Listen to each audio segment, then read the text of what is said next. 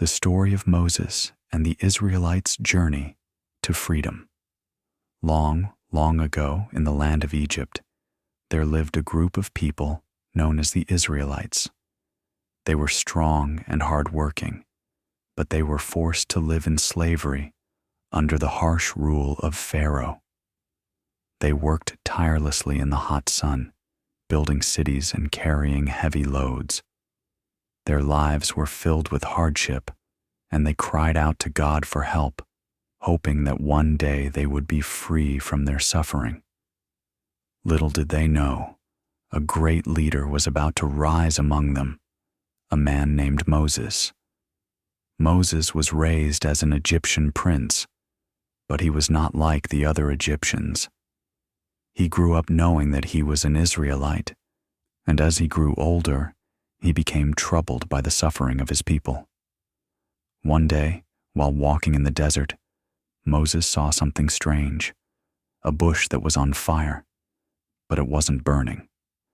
Curious, he approached it, and as he drew near, a voice called out from the bush. It was God, speaking to Moses. "Moses, I have chosen you to set my people free," said the voice. "Go to Pharaoh and tell him to let the Israelites go." Moses was unsure and frightened. He didn't think he was the right person for such a big task, but God reassured him, telling him that he would be with him every step of the way. Reluctantly, Moses obeyed God's command and returned to Egypt. When Moses stood before Pharaoh, he boldly demanded, "Let my people go." But Pharaoh was arrogant and refused. "Who is this God that I should listen to?" he scoffed. "The Israelites will stay."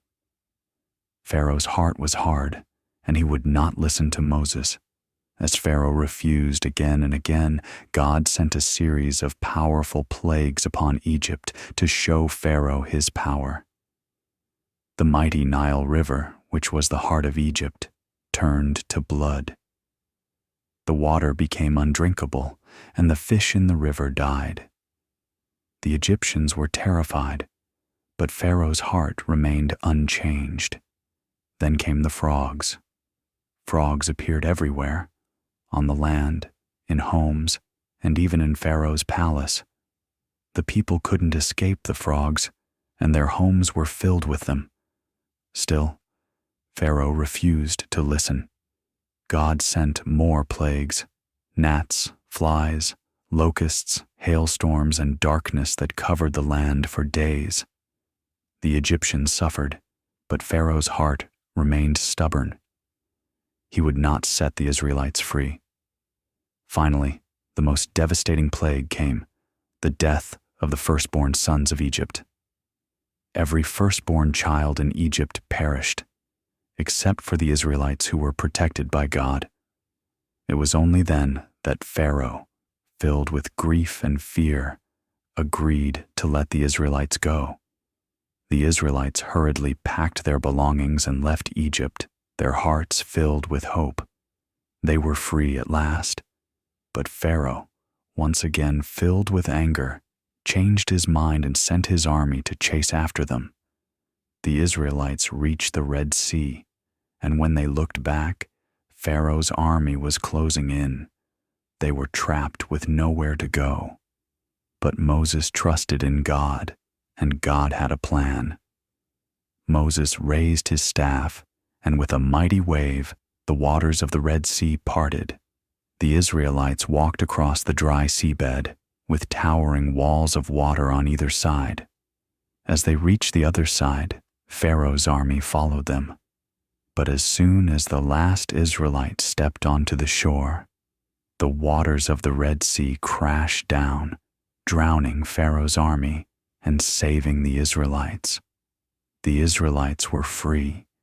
They had escaped Egypt and were now on their way to the Promised Land, a land of hope, freedom, and new beginnings.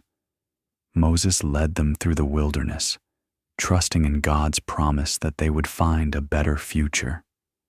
Through all the trials, the Israelites had held on to their faith.